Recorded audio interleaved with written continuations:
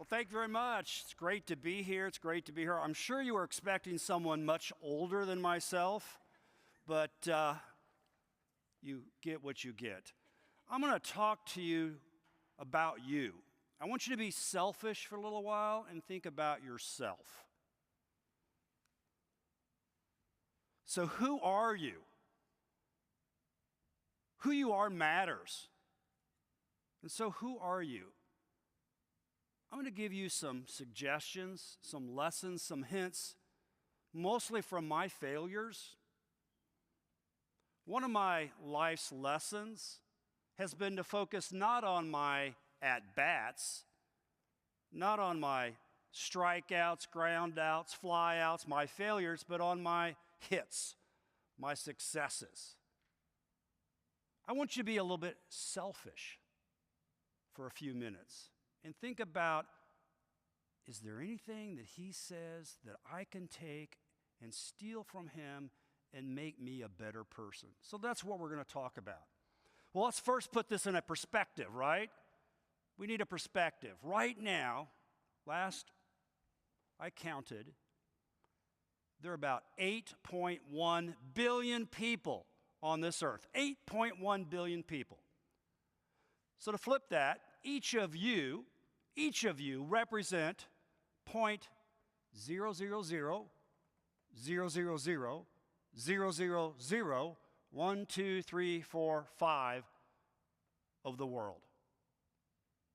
Does that make you feel insignificant?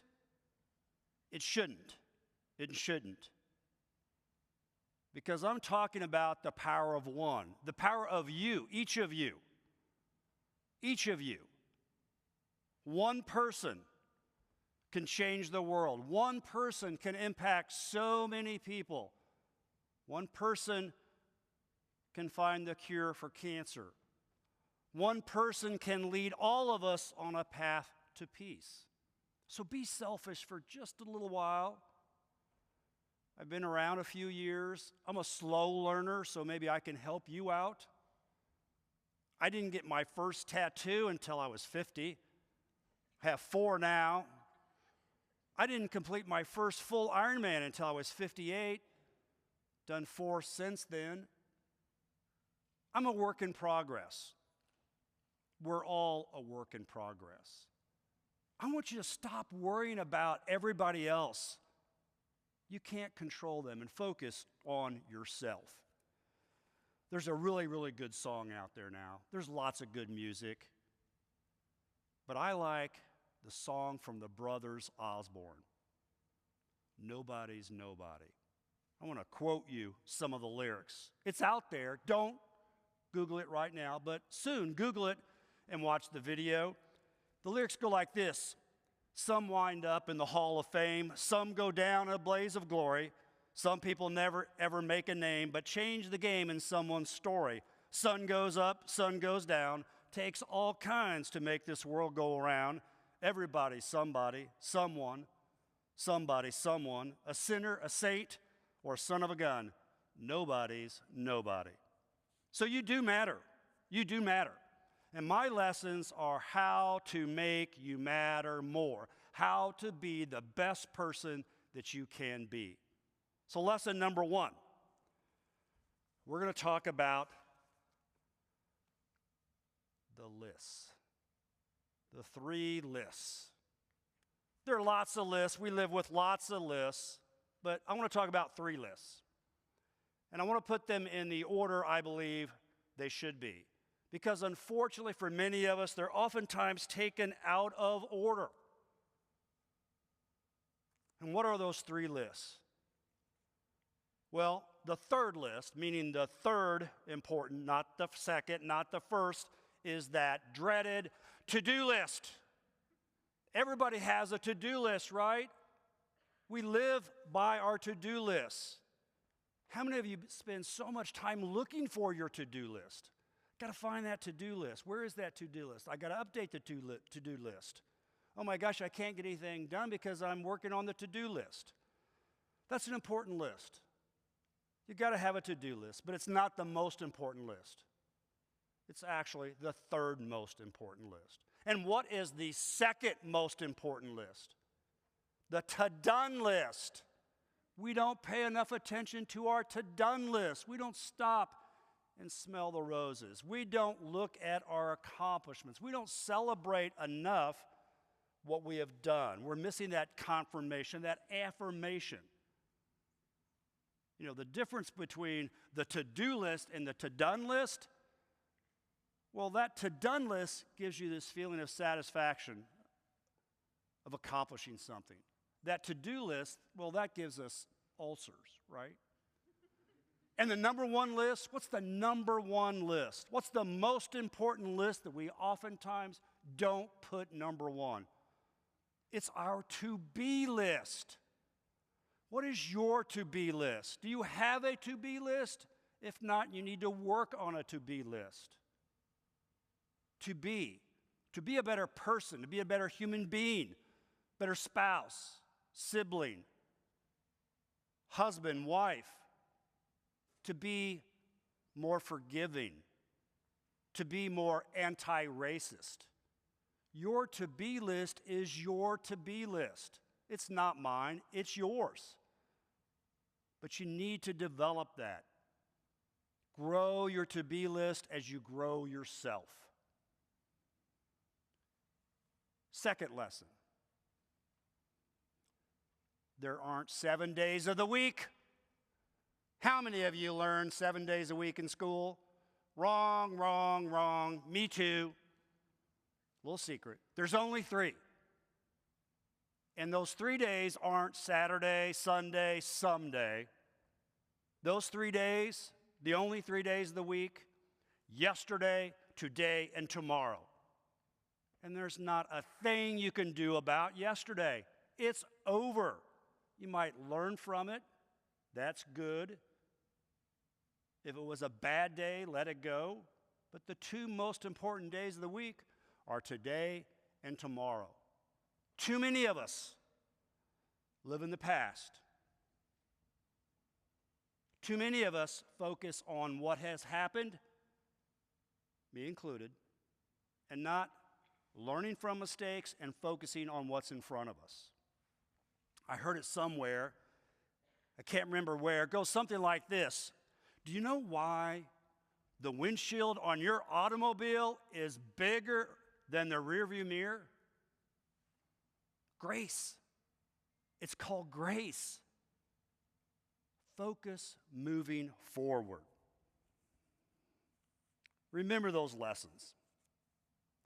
If you don't believe me, I have a quote for you from Eleanor Roosevelt. She once said, "Life was meant to be lived, and curiosity must be kept alive. One must never, for any reason, turn one's back on life." Focus moving forward. Even moving forward slowly is moving forward. Even stopping momentarily is moving forward. Focus on your future. Focus on your future. Another important lesson for you to think about is, what is your personal creed? I served as a soldier for 28 years, active duty, reserve, 2 post-9/11 mobilizations, retired in 2010 when I went on the Supreme Court. My wife is a Navy officer. She served on active duty, served in Iraq, served in the reserves, just completed a 2-year recalled active duty, and is now back home. I tell you that because every service has a creed, a statement of belief, a motto, something to try to live by. Do you have one? Show of hands, who carries around with them their personal creed? Who's memorized their personal creed motto? Homework. You now have homework, that dreaded 8-word, the most dreaded 8-letter word in the English language. What is my creed? I will share it with you. I give it to you as a gift. Think about it, use it, modify it. It's 12 words. It was 8 words and 4 statements. Now it's 12 words, 5 statements. My personal creed, my motto, some days are better than others. Work hard, do good, be proud, have fun, do what is right. We'll come back to that. I want to share with you a picture of the island of Cuba, the country of Cuba. If you look on this in the southeast far right lower corner is the U.S. Navy base at Guantanamo Bay. It's been our U.S. Navy base since 1898, following the Spanish-American War. We have a naval base there. We have a military presence there. The base itself is about 45 square miles, or about the size of Disney World without the monorail. It's been a refueling coaling station in its history, transition to drug interdiction headquarters, rule of law for Central and South America. And then after 9/11, it gained another mission, housing the detainees post 9/11. Millions and millions of dollars have been spent to construct a state-of-the-art courtroom, prisons, other facilities. Part of the base you cannot get access to unless you have a security clearance. And that is where all the detainees were sent. At one time, there were over 400 detainees there. I knew how many exactly, but I couldn't tell you. Now there are less than 25, and it's not a secret. I can tell you that of all the detainees that were placed at Guantanamo Bay, the vast majority of them were all eventually released, returned home, never charged, never committed any crime against the United States.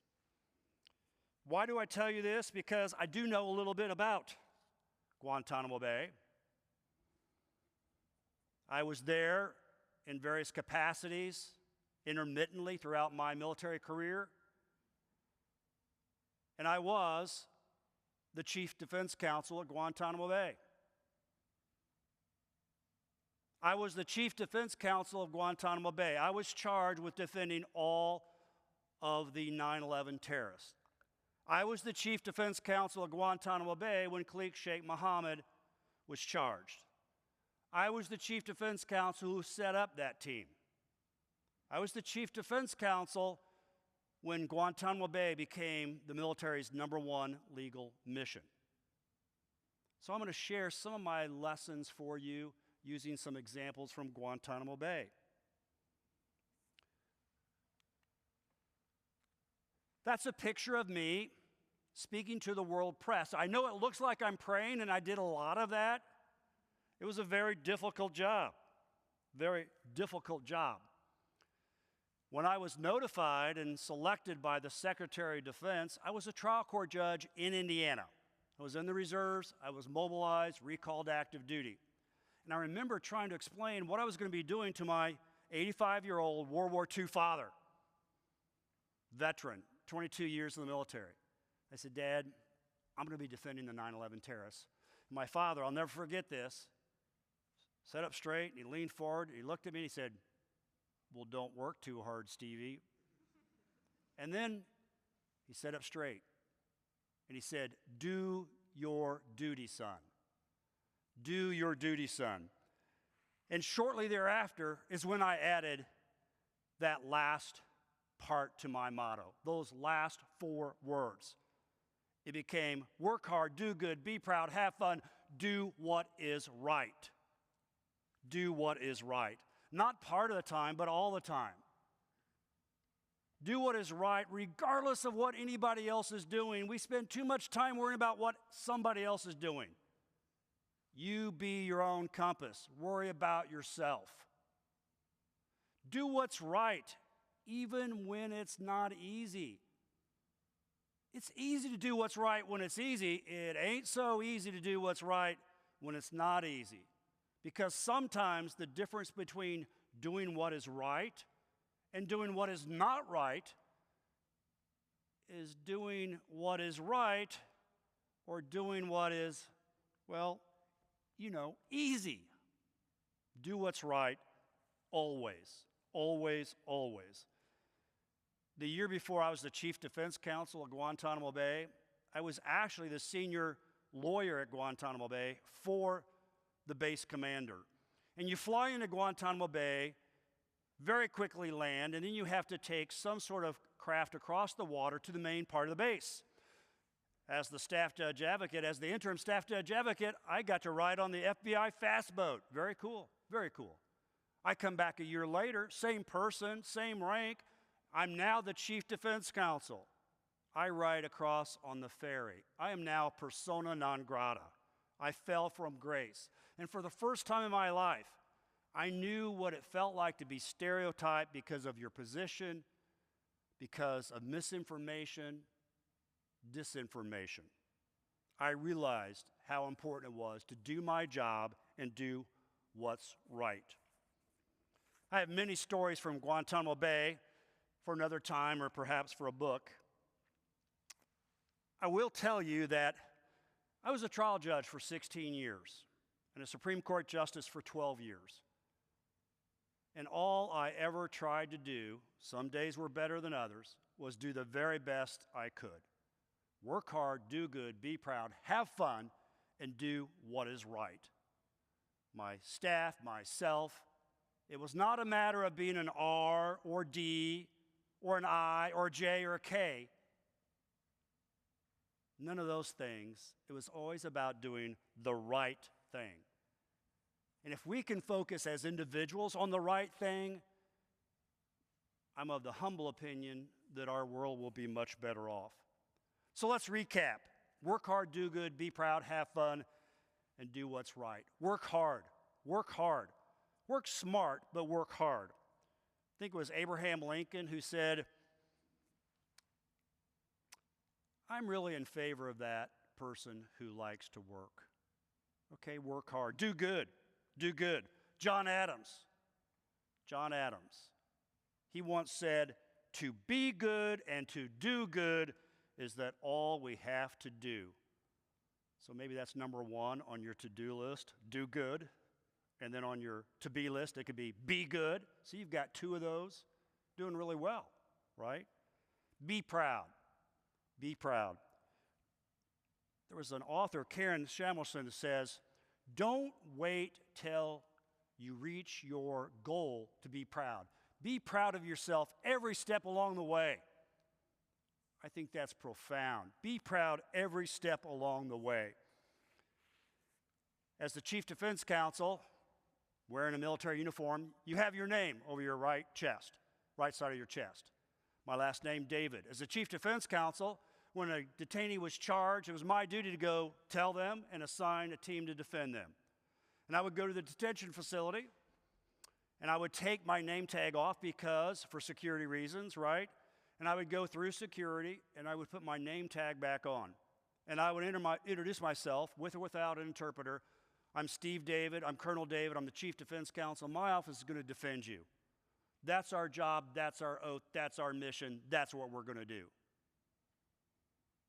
I suggest to you, I implore each and every one of you, put your name on everything you do. Be the best version of you that you can absolutely be. And then there's have fun. Have fun. Learn to laugh. Sometimes we take what we do seriously, sometimes too seriously, but always want to take what we do seriously. But we don't want to take ourselves too seriously. One of my favorite t-shirts I had made, I like to wear, it's becoming more and more true, but it says, growing old is inevitable, growing up is optional, right? So you got to have fun. You got to laugh sometimes in the face of adversity. I may have taken that picture. Maybe it was a bad day. Maybe I took that picture. I don't know. Betty White says about humor, if one has no humor, one is in trouble. Got to cultivate that sense of humor. Got to laugh to keep from crying sometimes. I had this top secret SCI clearance. I had to go through this arduous process to get my top secret SCI clearance. And the final read-on, I completed that. There was a gentleman on the other side of the desk, and he said, Colonel David, you have completed the process. You now have a top secret SCI clearance. Do you have any questions? And I said, yes, sir. And he leaned forward, and he said, what is your question? And I leaned forward, and at that very moment, I hesitated, and I suddenly became 14 years of age again. And he said, Colonel David, what is your question? And without thinking, I got a little closer to him. So we're very, very close. And I said, are there really little green men? He said, this meeting is over, and stood up and walked out. Sometimes you just got to do it. You got to add a little levity to the situation. It's okay. It's okay. And speaking of okay, it's okay not to be okay. Newsflash, we're all hot messes. All of us are works in progress. Some of us are more hot mess than others, and sometimes more often than others, but nobody's perfect. Nobody's perfect. I want to leave you with this and reflect upon what you've heard. I want to leave you with this. This is a quote from Sir Edmund Hillary. It's not the mountain we conquer, but ourselves. Focus on that to-be list. Who do you want to be? You've got today and you've got tomorrow. Don't worry about yesterday. In just a few months, my wife and I will leave to climb to Everest Base Camp. But that quote is relevant to all of us. To all of us. It's okay to be a little selfish. It's okay to focus on yourself. What is your to-be list? What is your personal creed? Are you taking advantage of everything that you have? Are you the best that you can be? Don't worry about everybody else. You just be the best that you can be. And you know what? We'll be a lot better off because you will be so good. Thank you very much.